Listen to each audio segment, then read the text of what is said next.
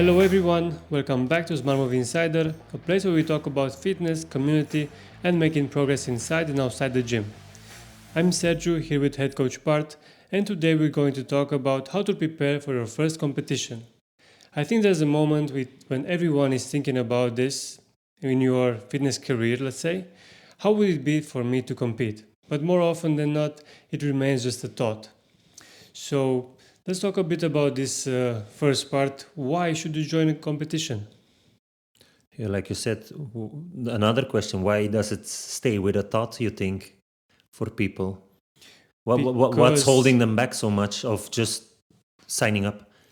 Because it's a lot of, every time is a lot of talk but no action, and we're so good at planning and getting those endorphins from just the talking part that we don't follow up with action.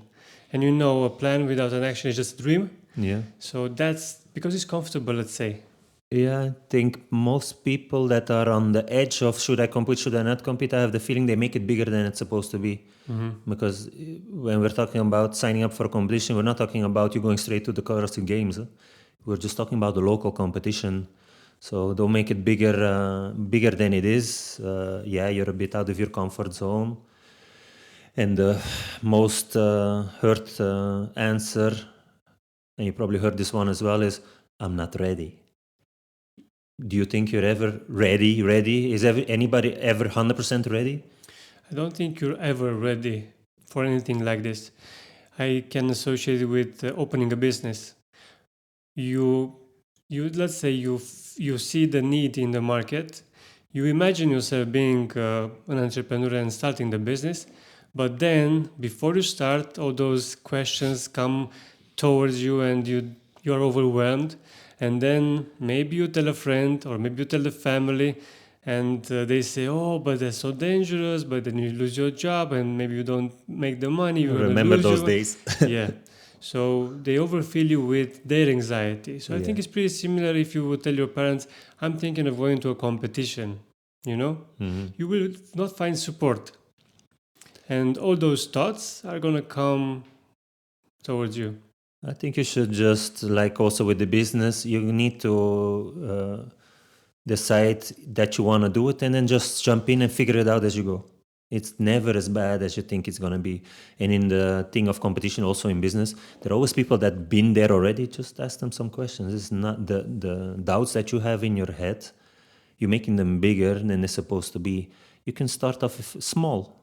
And the most small competition you can do is the in-house competition. So the competition in your gym, like we're organizing each year, the Clash of the Smart Movers. You're just competing with the people that are also next to you in training day to day. So that intimidation level should already be lower. You're competing against people you know. It's already harder competing against a group of people you don't know, because you don't know their strengths and weaknesses, and you're going to get surprised. Exactly. But I think besides that, you're never ready, and this is the most common excuse. I think you have the fear of making a fool of yourself. And to put it in their words, I don't want to be last. This is the first one after, okay, we breached that, that I'm not ready. You will be ready because we'll prepare you. But then you're going to say to yourself, I don't want to be last. I'm going to be ashamed if I'm going to be last. I'm going to be very disappointed. You need to remember the cabana. People that were thinking to come to the cabana, sort of a competition, and they were pulling so much back because of this. I think you need to realize that, and we'll talk about it, most competitions have divisions. If you pick the right division, for example, beginners, there are going to be more people of your level. And why would you automatically think I'm going to be last? It's a bit, for me, this thought is a bit, are you thinking glass half full or glass half empty? You could also say, I'm going to make sure I'm not last, and then use it as a motivator to push harder, because this is one of the reasons why I think people should compete, is because it pushes you to self-improvement, and it shows you where you surprise yourself of where your perceived limits are. You might think they're at point A, but then you go to a competition and you see your limits are way farther than what you thought. Just imagine doing Fran 21, 15, 9 thrusters and pull-ups. If you do it by yourself, you'll have one time, like a score. Then if you do it in a class environment, all of a sudden it's already faster because of the people moving around you. Now imagine doing that same workout now in a competition environment where people that you know are on the side cheering for you, the music is blasting high. I guarantee you it's going to be another time. In a competition environment, you will push yourself more than when you're alone, more than when you're just doing a training, because it's just a training. There is no points, there is no scoreboard. But if you're there on the competition floor, you're going to surprise yourself. And that's the nice thing about it. Yeah, it's uncomfortable, but that's also what life is about. Put yourself in a comfortable situation so you can grow. So this would be, in summarize, the why. This is one of the whys. Yeah, self-improvement, surprising yourself, getting rid of perceived barriers, or I can only do 20 kilos, and then you prove to yourself in a competition where you're just forced to do it that you can do it 30 kilos. You come out of that competition with a new mindset, because certain barriers will fall away. And now in training, you're not going to just stick to the empty bar you've been doing for the last 3 months because you had in your head that that's what you could do. You surprise yourself that you can do more. You bring it in training. The intensity in training gets higher because of it. You have more confidence. You make new jumps in your fitness. I would add to that you need to pass this to this once in your lifetime, at least one kind of a competition. And we're talking about CrossFit here, so yes, I would encourage you to try one CrossFit competition. There are some really close to you, starting with the Clash of the Smart Movers and our Inside competition. But there's then the Romanian Showdown that is to Oradea this year that you can participate. And why I'm saying this is that you will know a part of yourself that you didn't know before. And I think discovering yourself, it's a journey that it will last until we're not here anymore. So you should do it just from this reason of experimenting it. Let your expectations low, be surprised by the outcome, but don't go with not foolishness, don't go not taking it serious. Go and have a full swing at it, don't just go and let's see how it's gonna be. Train for it, eat for it, prepare for it, and then give your best over there. That's exactly. That's the important part here. Do your best, but don't put yourself such expectations that block you to a point that you don't even want to try. Because those nerves, if you put the outcome so high that I want to be my first, like top 3, that can bring you down in flames because it's too high. Yeah, it's paralyze you. Yeah. Exactly. Yeah, and another thing that is nice about competition, that is once you sign up for a competition, it will give your training purpose, because you're building towards something. You're building towards a certain date when the competition is going to be 3 months ahead, 4 months ahead. Showing up for training will become perhaps easier. Maybe it will be harder to, on the days that you don't feel like, to say I'm not going, because of course you have something you're working towards, and you want to do your best there. Like you said, some of us, we already have in our back of our minds, like, I don't want to make a fool out of myself. Well, the way not to make a fool out of yourself is to put in the work, and maybe by actually signing up to something, you'll be more motivated to force yourself to just keep on showing up day to day. You'll push harder, you'll learn some lessons, and you'll figure out in competition what you're good at and what you're not so good at. So you're going to know again then in the training, what should I work on?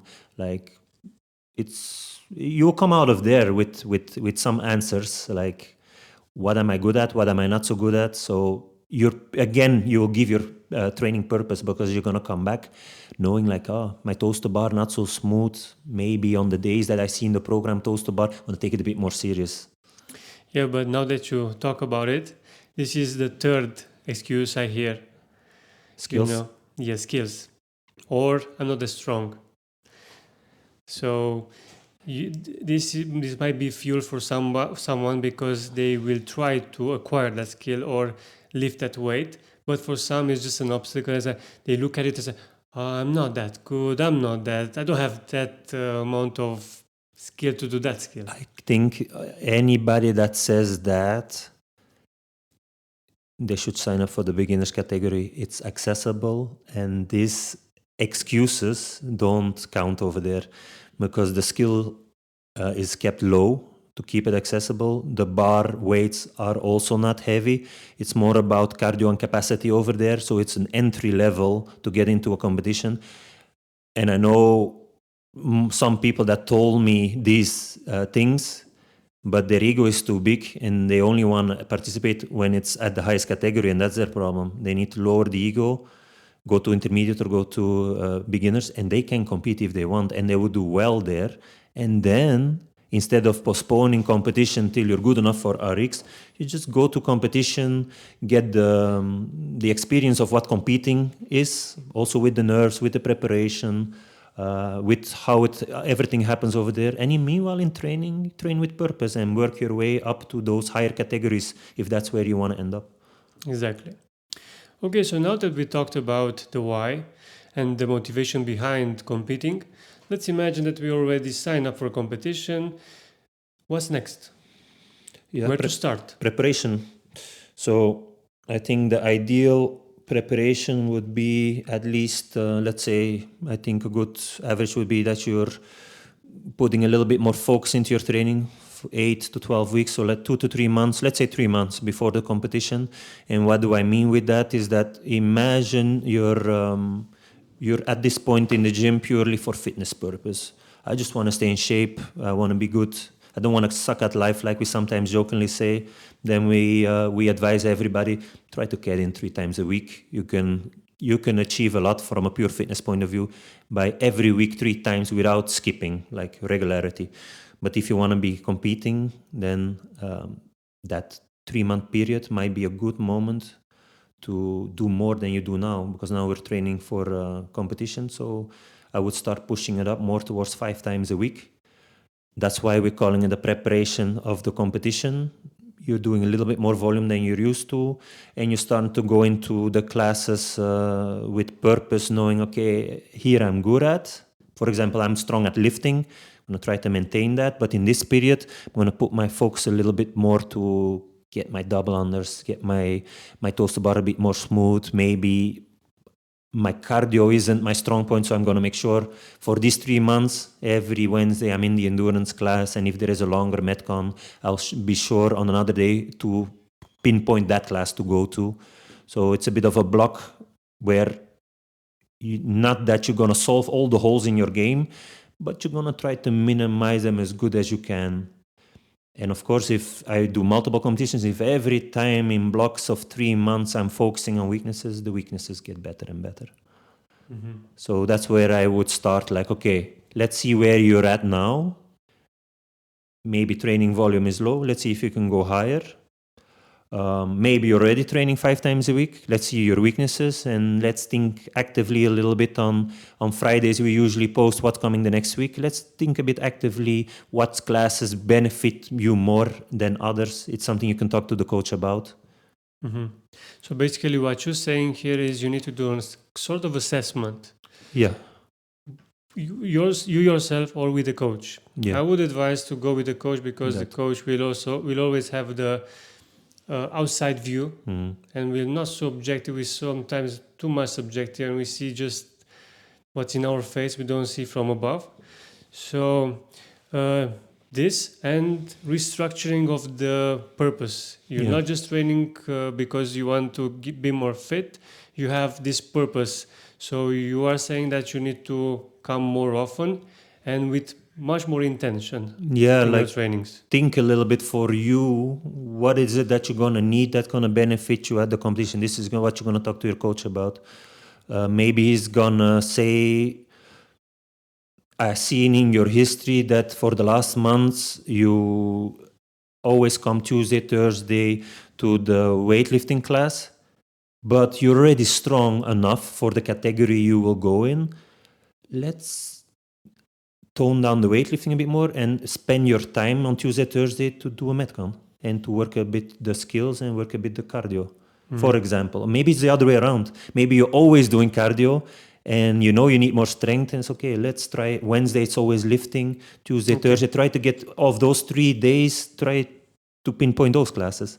So let's imagine we do this, we make the assessment, we know what the athlete can do. The next step would be choose your category.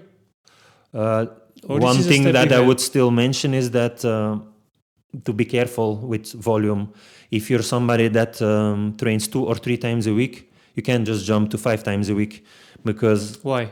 Volume, what you can recover from versus what I can recover from, it can be different things. So we need to slowly add volume, not from last week I went 2 times a week and from next week I'm going to go 5 times a week. It's not going to go well. So the perfect volume is the volume you can recover from.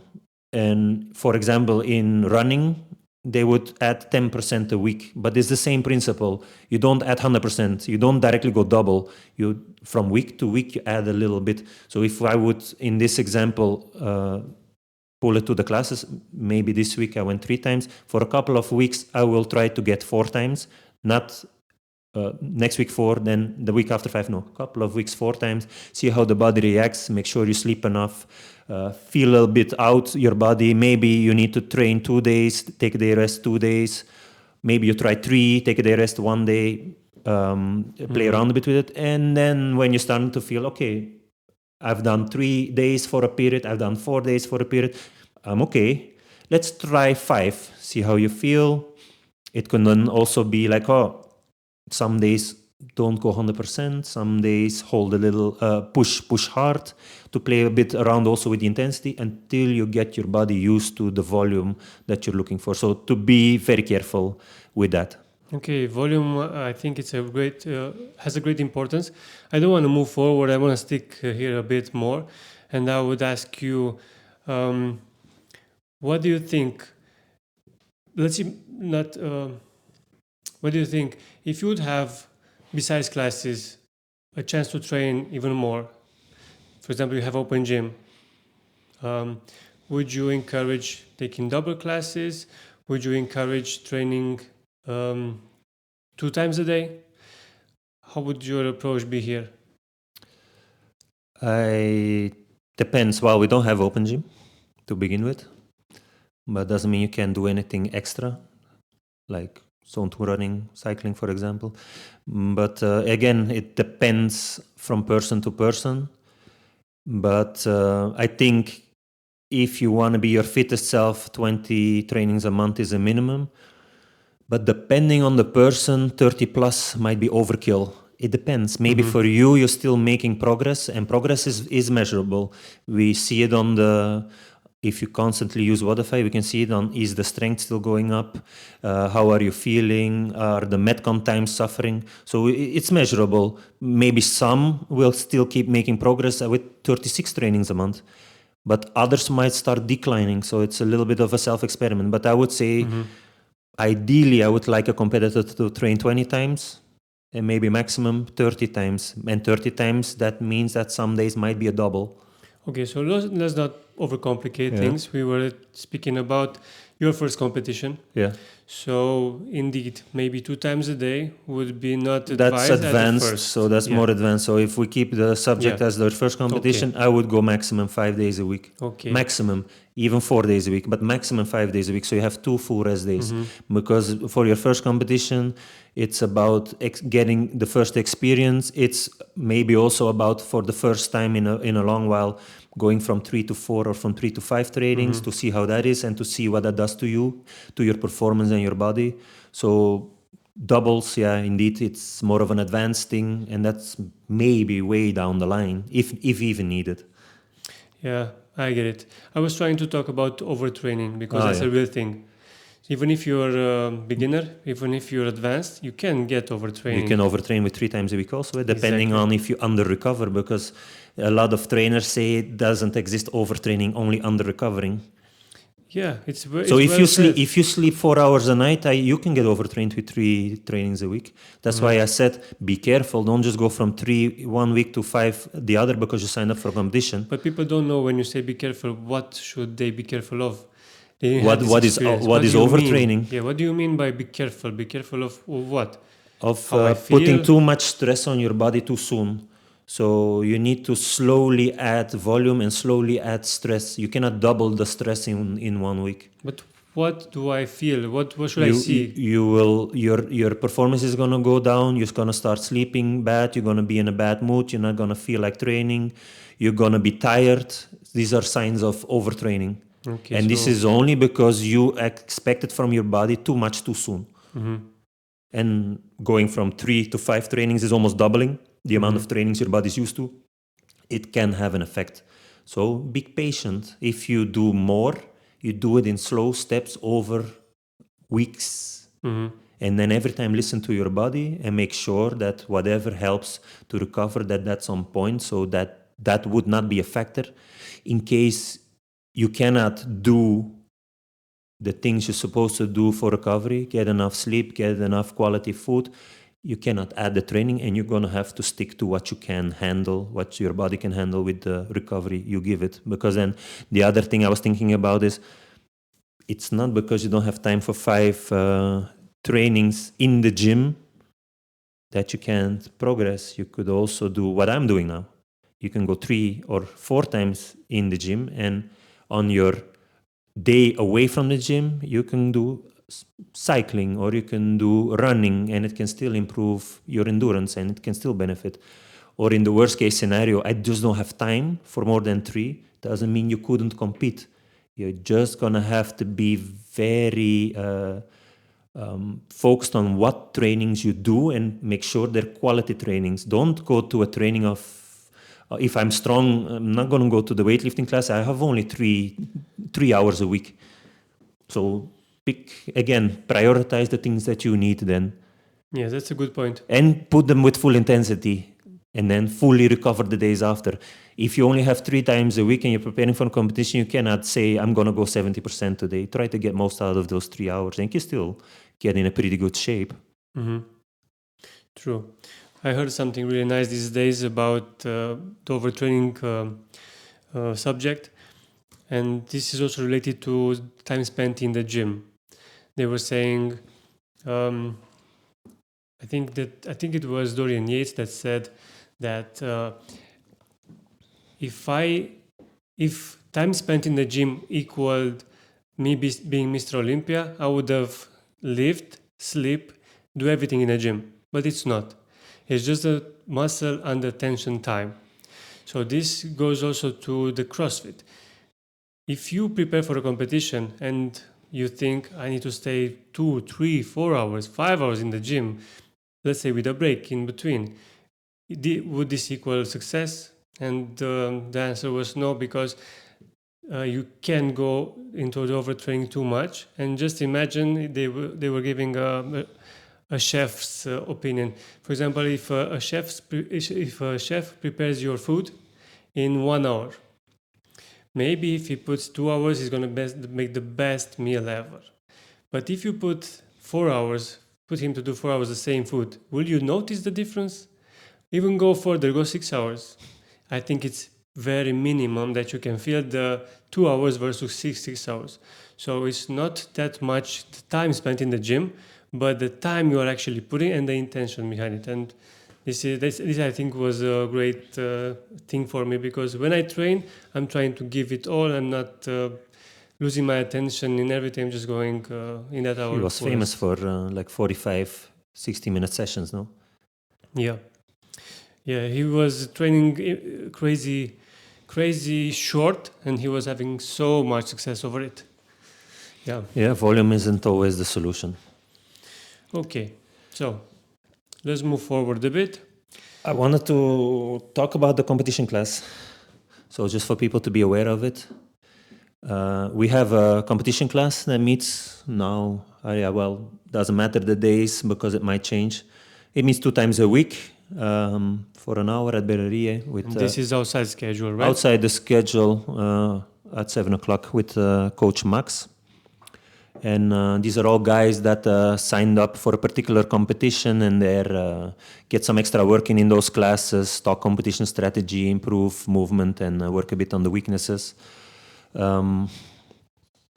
We pick a competition together, and then all the group starts the preparation towards that same date.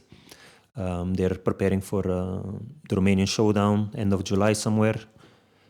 And to get access, you talk to us, and then we'll see a little bit what the next competition is that we're preparing for.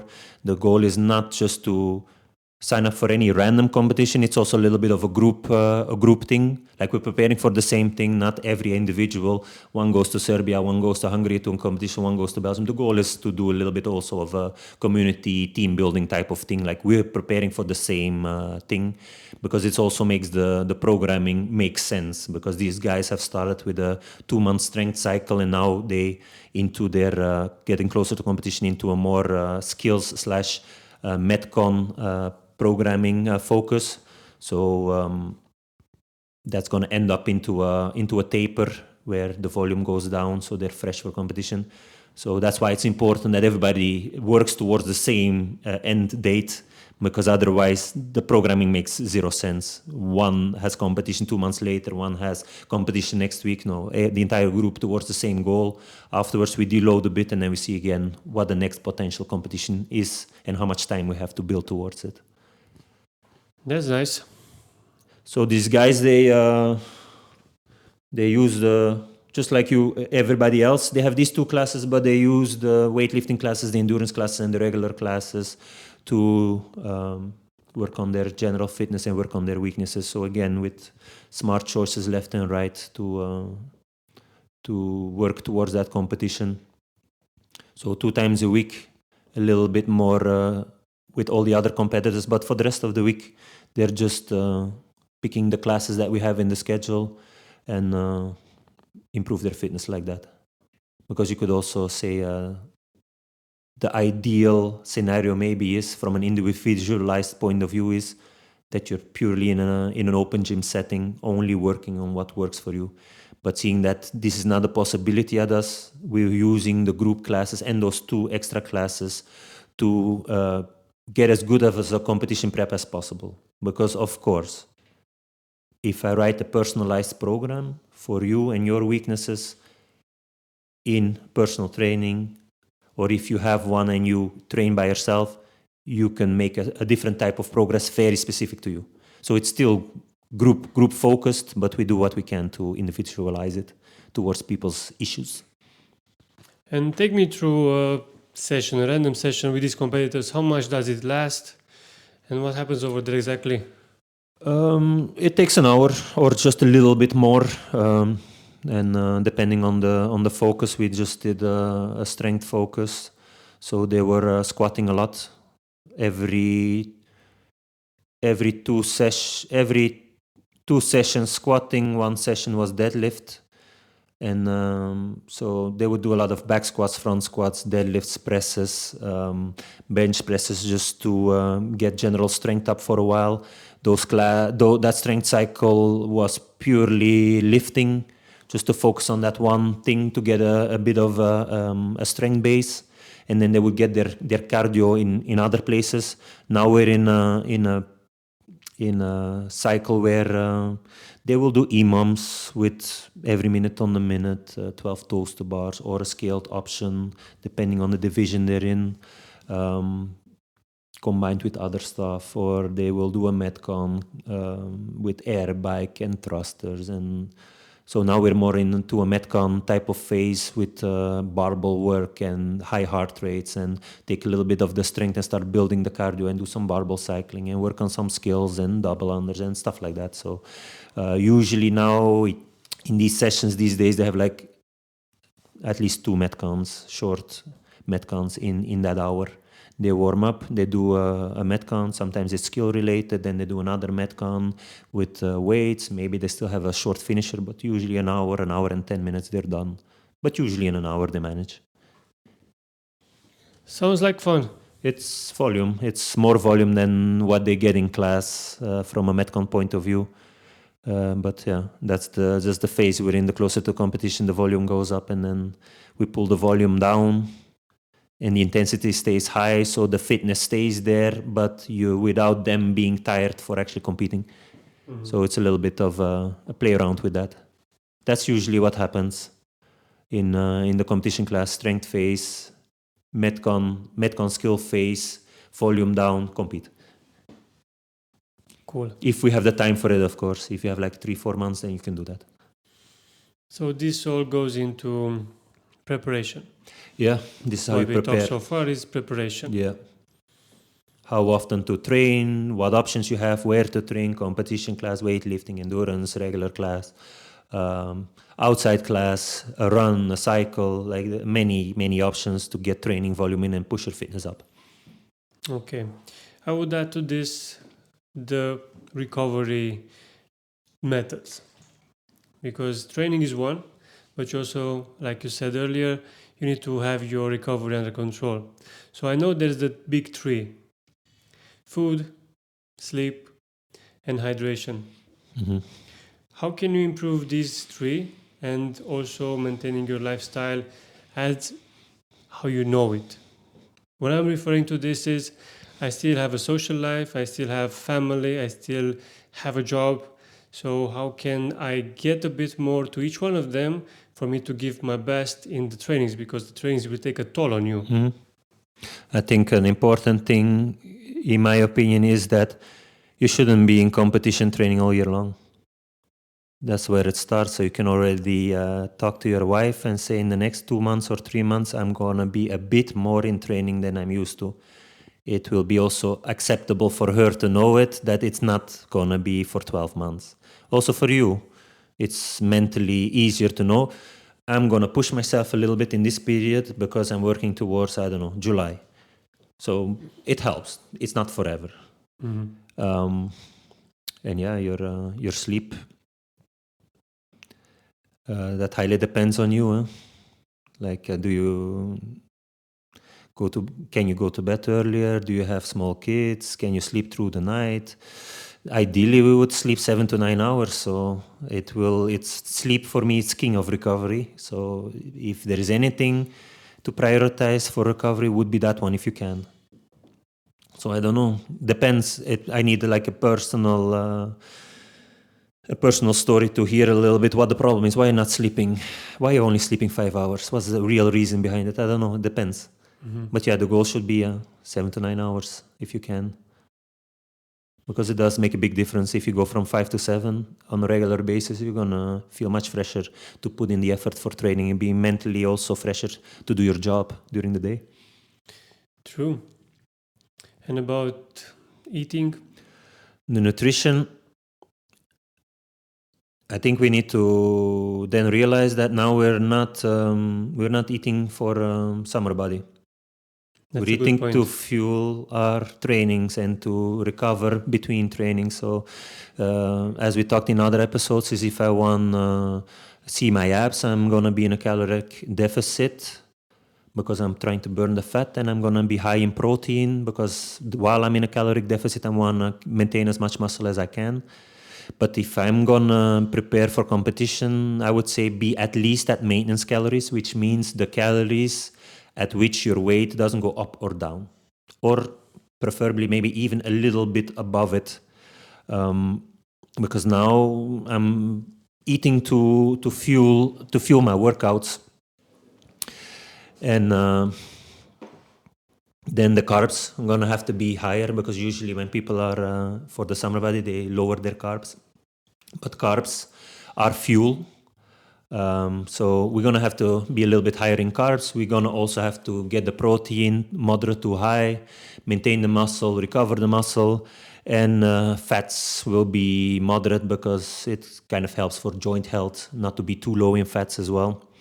To get more specific, if you're constantly trying to get hard trainings in and recover from them, I would say 5 to 7 grams per kilogram of body weight on the carbs, probably between 1.6 and 2.2 grams on the protein per kilogram of your body weight, and about 0.8 to 1 grams per kilogram of body weight on the fats. Of course, to really know what you need, I'm going to need your more data of you, what your weight is, what your height is, stuff like that, so I can actually calculate. But this is like a general thing. But the most important thing is to remember is that carbs are the main source of fuel for most sports. Carbs are energy. And especially for high intensity efforts, and CrossFit is very anaerobic. We jump, we lift weights, we do short, intense metcons. That type of effort depends on muscle glycogen.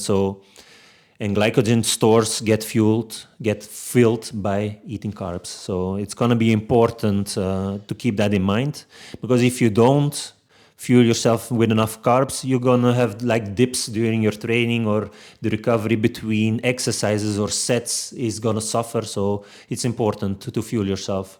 So what I like to do is like usually now 1 to 2 hours before training, I eat like oatmeal with dried dates and a banana. So and also what I started adding in is cinnamon, like 3-4 grams of cinnamon, because I was like listening to a Belgian let's say talk show with a professional cyclist, and apparently everybody in the cycling world these days is using cinnamon because it apparently has some benefits for recovery, endurance, anti-inflammation.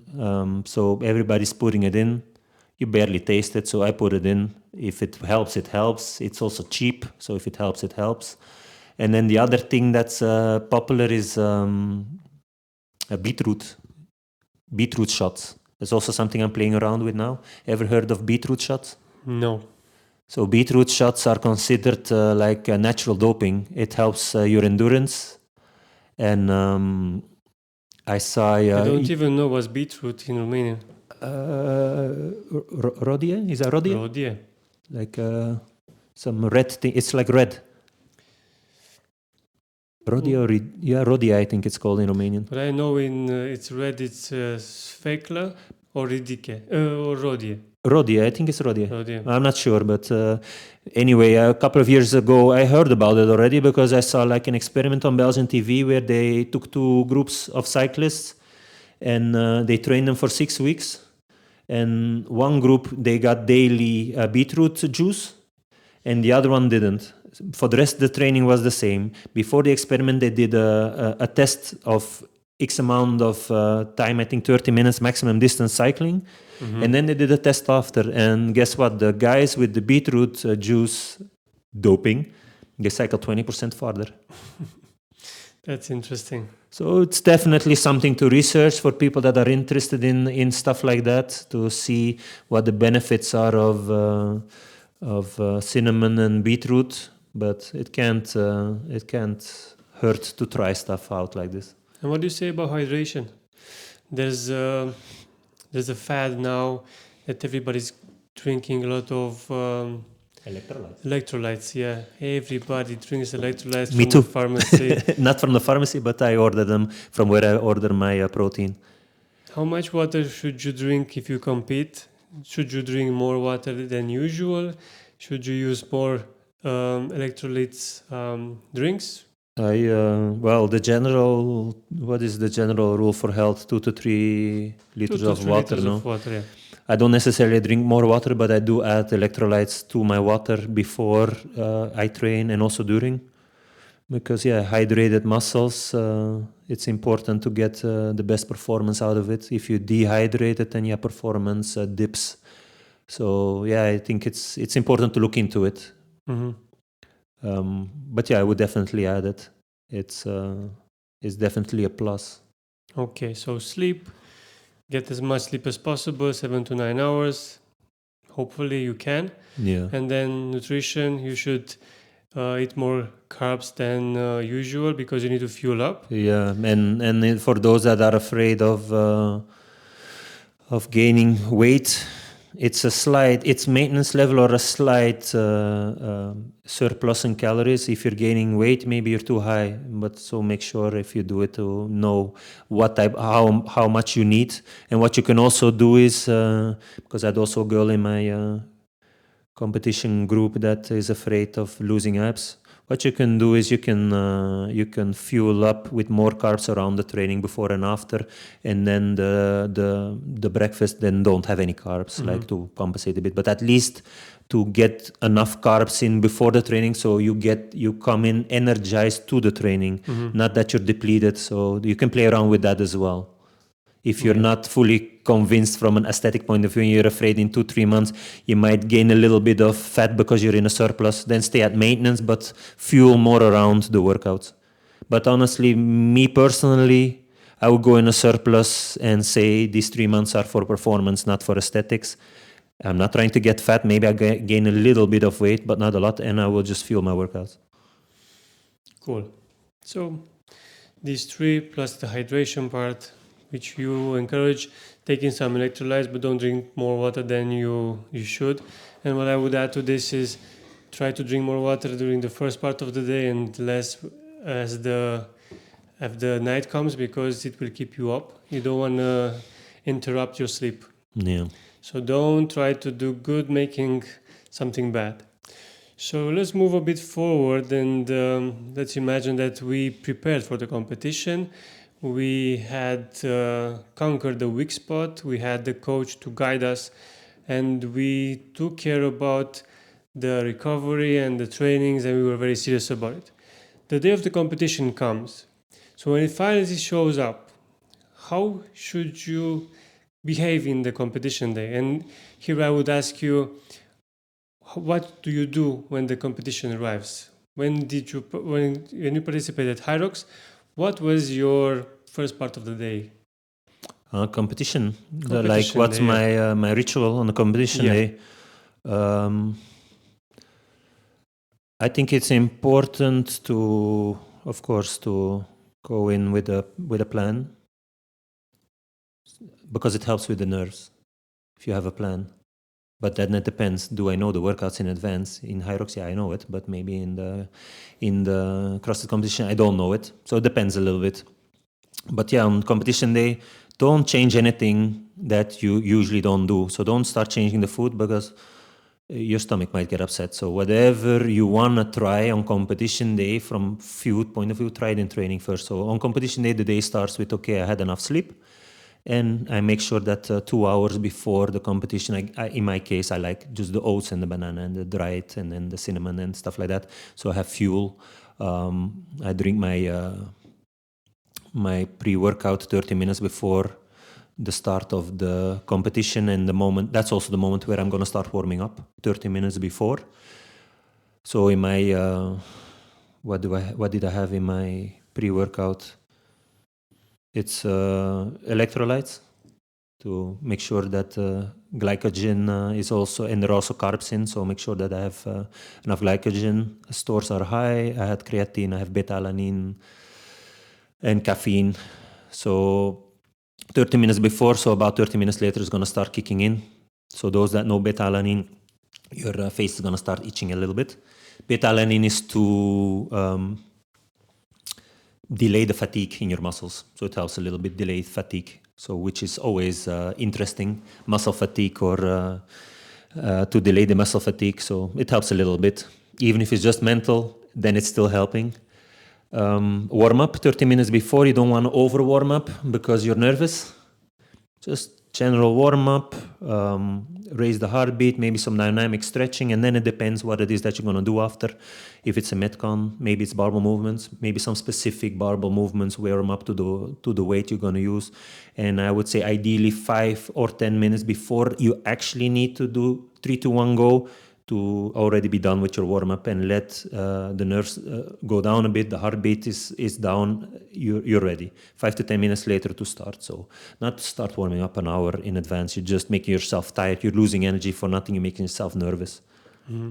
So that's a bit the ritual that I had on competition day, to just fuel yourself, get to the competition enough in time that administration stuff and that's all out of the way. The only thing you should be thinking about when you're arriving there is at 10 o'clock, it's my turn to work out. so that you can plan your warm-up, but that you don't need to stress yourself with any unnecessary stuff like registering and stuff. Whatever you can do in advance, do it in advance. So competition day is just to focus on competing.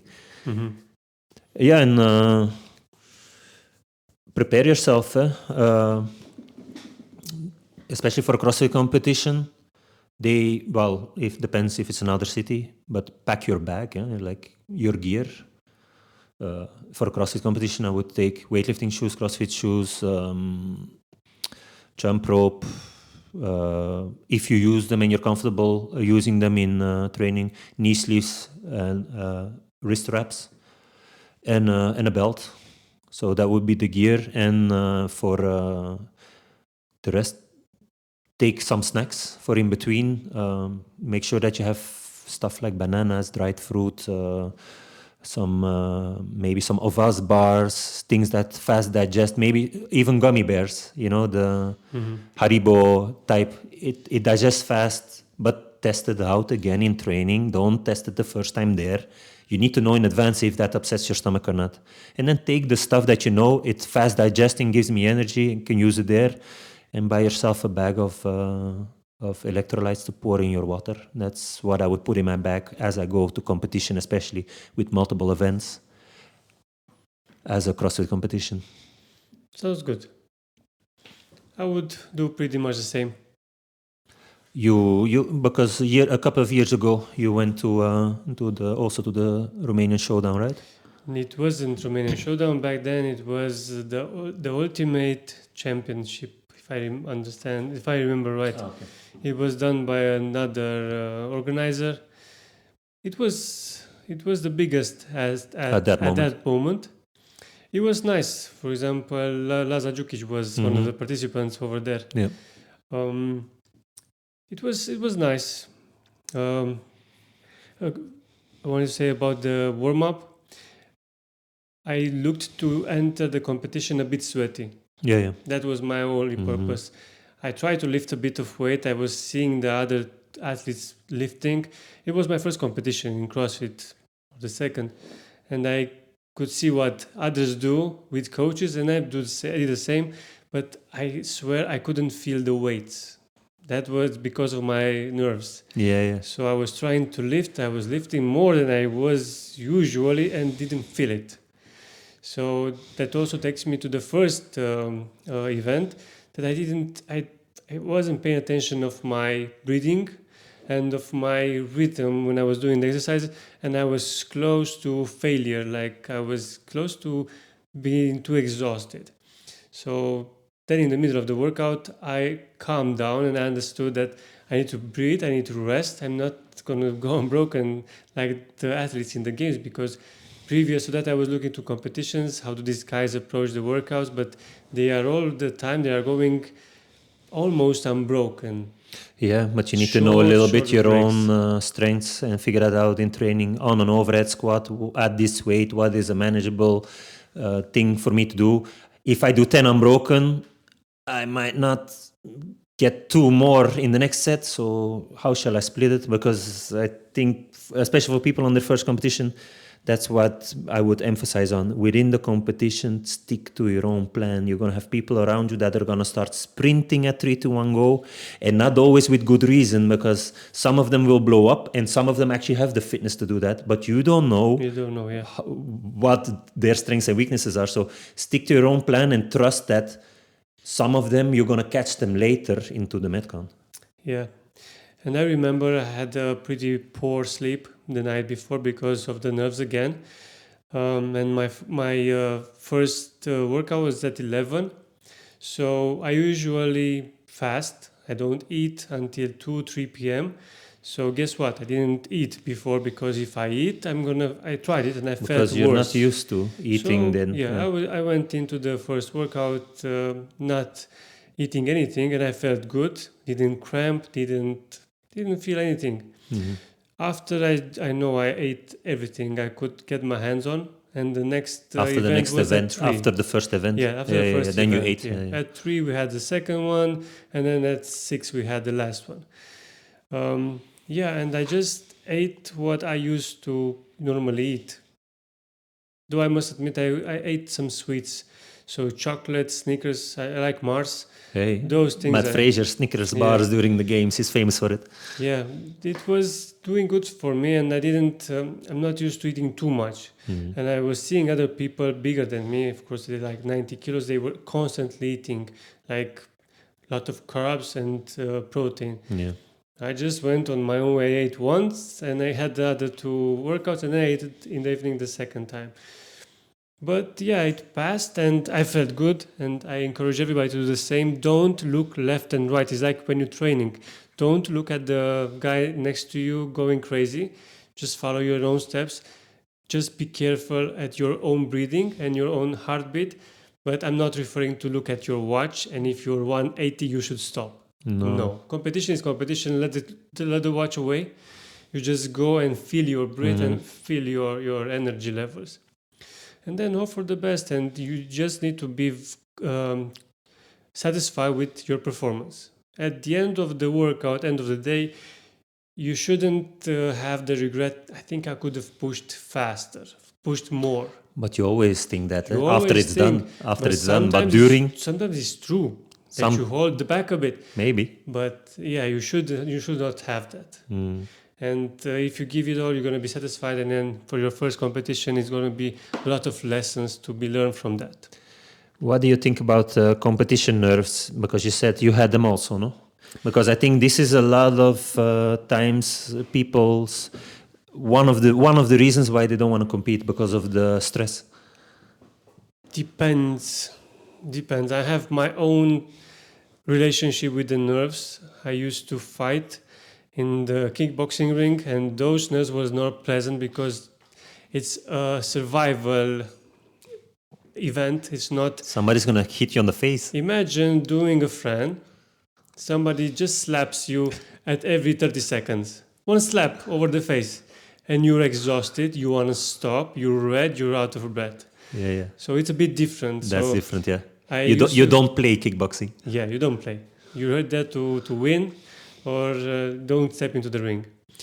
So this was my relationship with the nerves, and it would be nice for my unconscious and my nerves to know that this is not a kickboxing competition. This is just fun. This is just for you to test your physical skills, but it's not that smart, you know. It doesn't know. It's like I don't know the nerves from running 1 mile versus the nerves of going one round with somebody in the ring. My unconscious doesn't know the difference. I know it, but I cannot convince my body to know it. So I had big nerves before it, and I could feel that in my stomach. I could feel that in my breath, and I can feel that I couldn't sleep. Butterflies in the stomach feeling. So that's why I'm not competing now anymore, because I cannot draw the line specifically enough to differentiate those two. When I used to play football, I would almost puke every game, and you would say the more you compete, it should get better. But when I was younger, I couldn't control that either. And football competitions every week, every Saturday, and I played multiple games per week. So you would think it would every time. But I did know by then, like, okay, I'm gonna feel really crappy an hour before the start of the game, but in the first 10 minutes of the game, it will pass. And it always did. Yeah, man, theory is theory. I know after the first punch I'm going to be okay. But you need to, because it always happens, you need to tell yourself, But those man, this sucks, 15 I'm gonna puke. It's Yeah. like, okay, but within 10 minutes, I'm gonna feel okay. But it sucks to have to go through that. I know. Why do you think we're nervous before competing? Because honestly, especially what we're talking about now is like a local CrossFit competition. It's not life and death. I think it's because of our little brain that is not developed yet. Our amygdala brain, the little brain, it is just no fight or flight. I think that takes over the big brain, and you're just nervous because you don't know if it's a lion sensation and you need to flee, or it's just a competition that you just want to have Because fun. in a kickboxing ring, I can understand that you're nervous, you're gonna get attacked, but you're just doing friend, you know.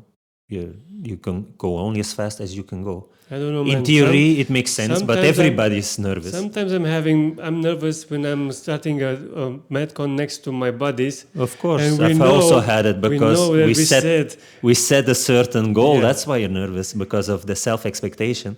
And we know that we talk trash before, and we said we're going to that's beat each something other, else. and then you're going to be nervous. So it's pretty much normal. But to tell you the answer to this question, I really don't know, except that the brain is not getting the information as it should. This is my explanation. What do you think? I don't know. I think it's a lot of pressure that we put on ourselves because we're coming in there with a goal, sometimes realistic, sometimes not realistic. Maybe in some cases, especially if you're new to that situation, the uncertainty, you do not know what's coming. Especially for your first competition, I can imagine that you have more nerves because this is all new. Never been in a competition before. And yeah, fear of failure maybe. Like we said in the beginning of the podcast, the fear of making a fool of yourself. I don't want to be last. But that's again like the pressure you put on yourself. But I think the main thing for the listeners is that to understand is that majority of competitors have stress. Matt Fraser has been seen multiple times puking on the field before the Metcon started because of the stress. And he's been so many times CrossFit Games champion, destroying everybody, and always came in with a certain uncertainty.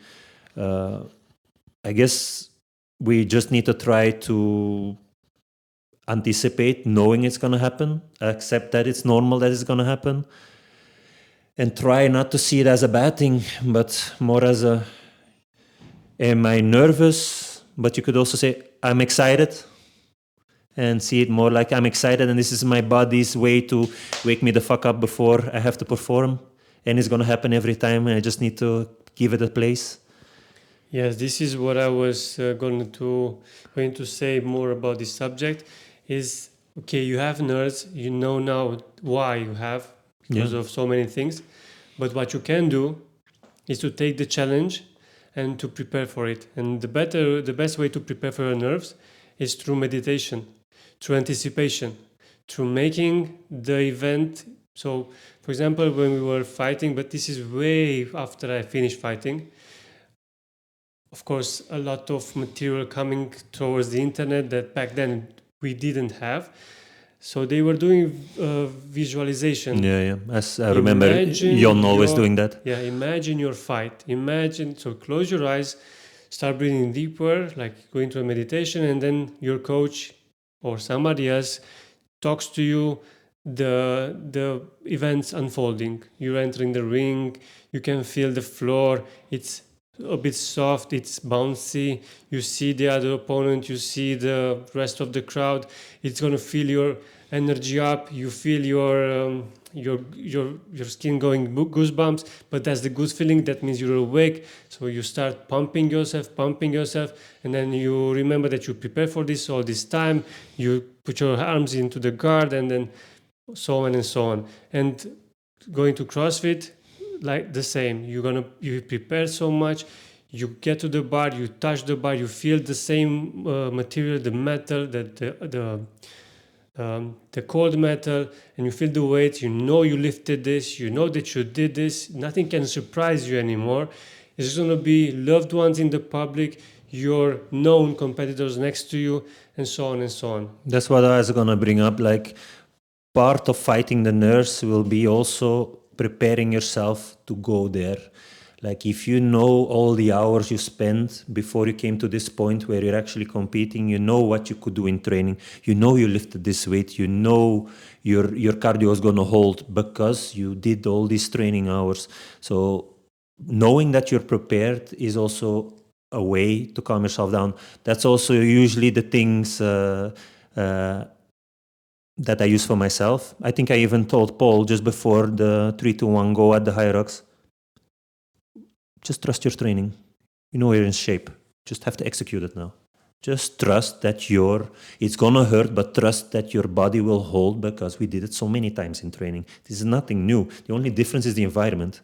And this is like something I also tell to myself. Just trust your training. Your body's ready for this. Of course, you need to make your body ready for that to be able to tell yourself that. But if you did it and you believe it, it's a way to calm yourself down.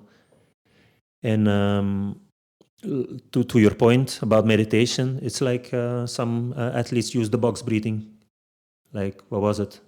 4 seconds in, 4 seconds hold, 4 seconds out, 4 seconds hold, multiple times. Go sit on the side, close your eyes. If you really have that butterfly feeling, it calms your heart rate down, clears your mind. So sometimes also just stepping out the room might be an idea to do, because for some people it's not good to stay there all day long and look at everybody else competing, because you're making scenarios in your own brain. Do your Metcon, get out, leave the room, go to the hotel, go have a drink, go lie down on your bed, 3 hours later, come back.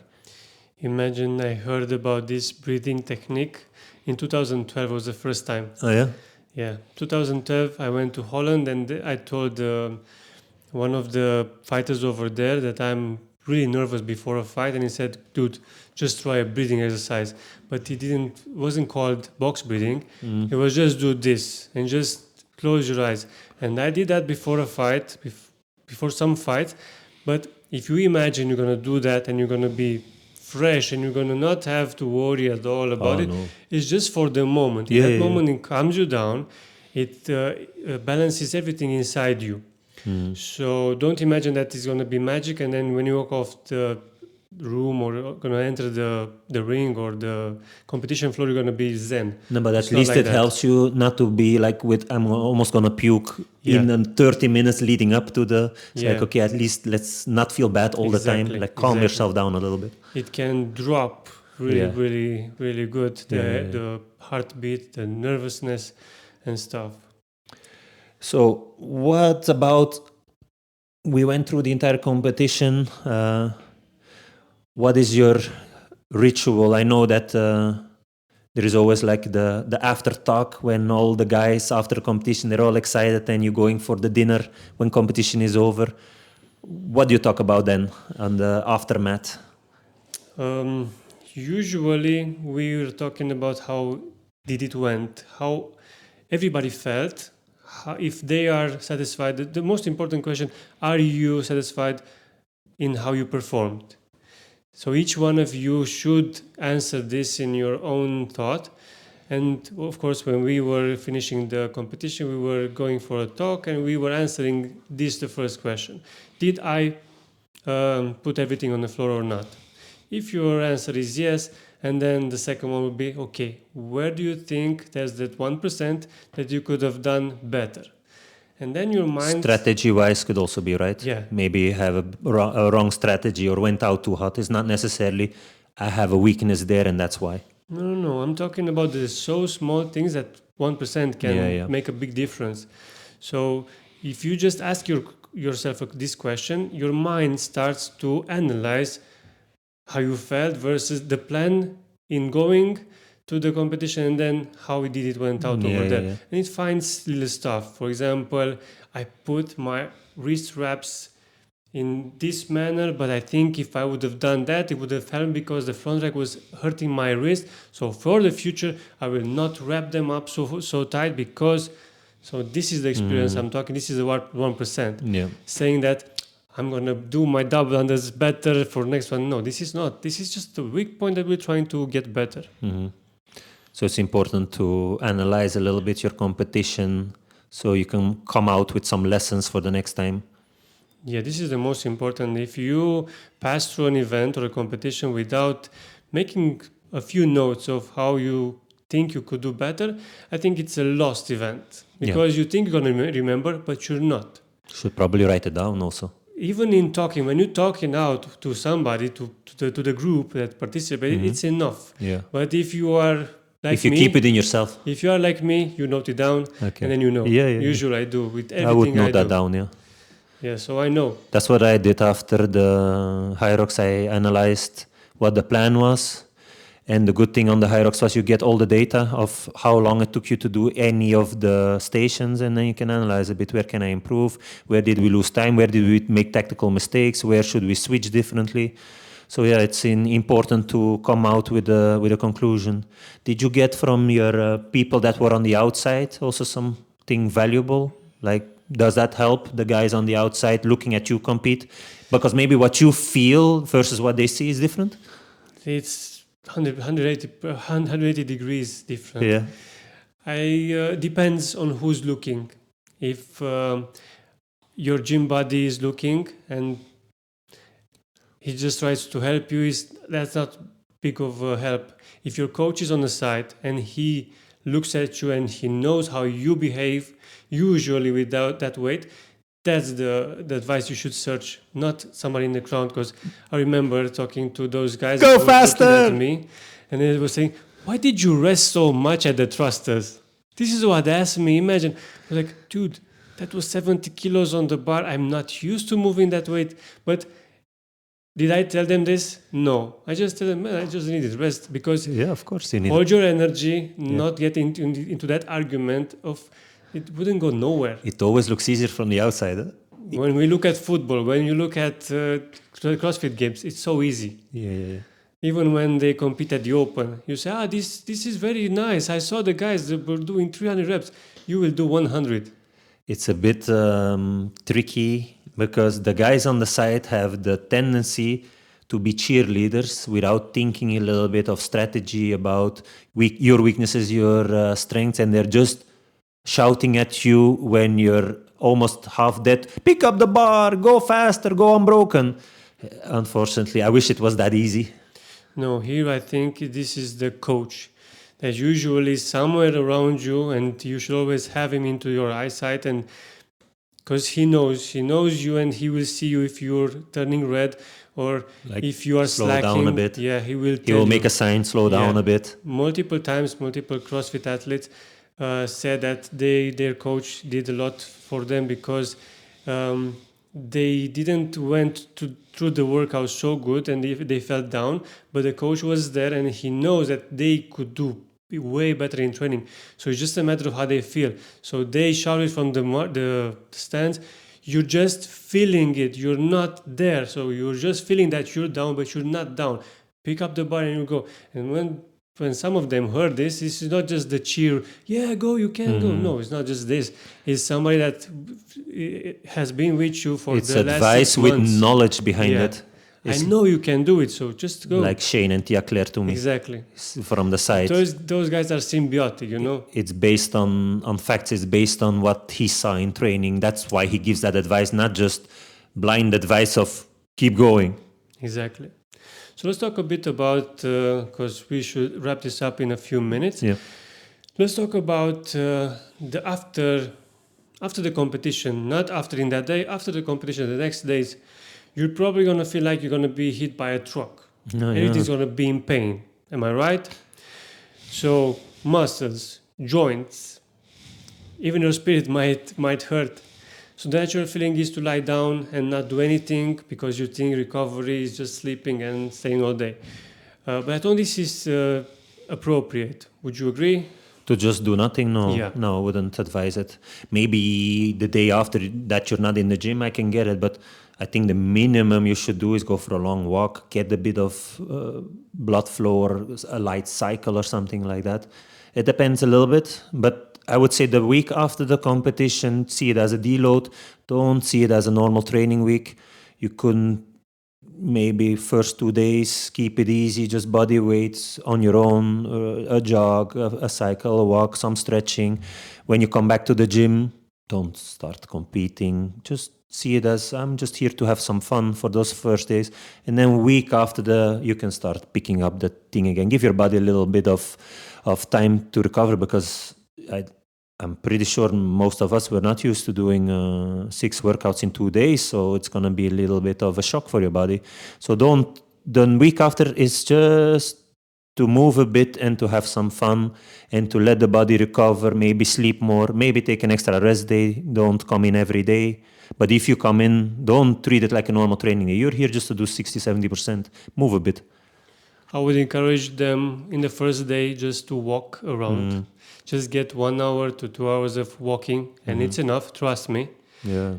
Come to the gym, because that's your ritual. Because if you finish on Sunday the competition, come to the gym and just fill it out, but don't necessarily train. Next day, come in, train little, and so on and so on. But let your body heal, but don't just stand. I would encourage them to do a go-out routine, Yeah. so stretching. We talked about the big three: sleep, hydration, nutrition. I would add to that the next ones: foam rolling, massage, and deep tissue massage, and active recovery, biking, walking, all sorts of these movements. But I think the most important of these last three is the foam rolling, because you're gonna be tense all around. So you're gonna be very nice just to massage those pain points. Because if you go to the sports massage when you are so damaged, it will not necessarily do you too good. So that will be it. So to wrap it up, CrossFit competitions are not just for professional athletes, they're also for normal fitness enthusiasts just like you and me. They will test your limits and they will make you grow. So if you're thinking of doing your first competition, I would say just take the jump. Reach out to any of the coaches for some advice. And just like the Nike slogan says, just do it. That's a nice way to wrap it up. If you enjoyed this episode, please subscribe wherever you listen to this episode and share it with somebody that you care. It helps the show. Thank you for listening and talk to you soon.